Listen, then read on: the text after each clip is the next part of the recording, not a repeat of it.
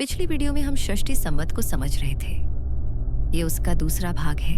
यहाँ हम चतुर्युग, मनवंतर और कल्प को समझते हुए षष्ठी संवत को पूरी तरह समझेंगे। तो चलिए शुरू करते हैं आज का वीडियो।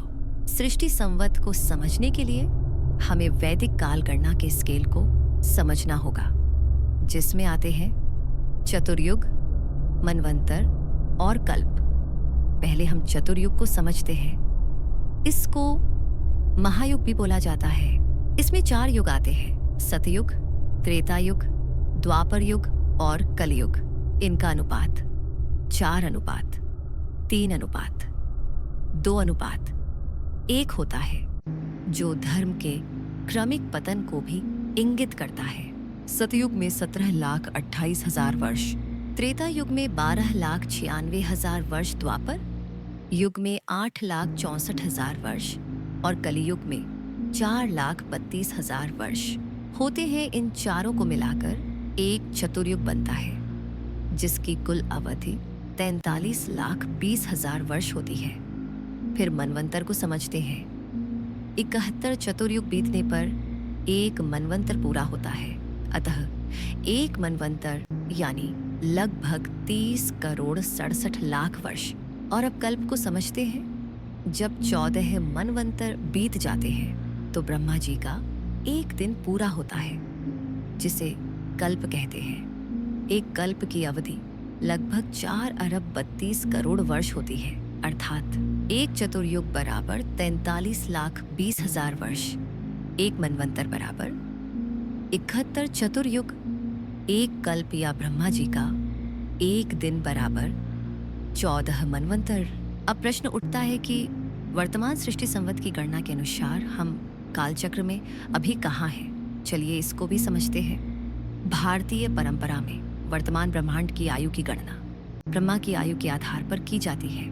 ब्रह्मा की कुल आयु 100 ब्रह्म वर्ष मानी गई है। वर्तमान में ब्रह्मा के 50 वर्ष पूर्ण हो चुके हैं और 51वें वर्ष का प्रथम दिन चल रहा है, जिसे श्वेतवाराह कल्प कहा जाता है। मतलब ये हुआ कि एक कल्प बराबर हुआ ब्रह्मा के एक दिन से। ये बहुत ही जटिल है, इसीलिए इसको समझना बहुत ही पेचीदा है। तो अभी हम श्वेतवाराह कल्प में हैं, जिसमें से 6 मनवंतर बीत चुके हैं और हम अभी 7वें मनवंतर में हैं, जिसे वैवस्वत मनवंतर कहते हैं। इस वैवस्वत मनवंतर की भी 27 चतुर्युगियां बीत चुकी हैं और यह 28वीं चतुर्युगी का कलियुग चल रहा है।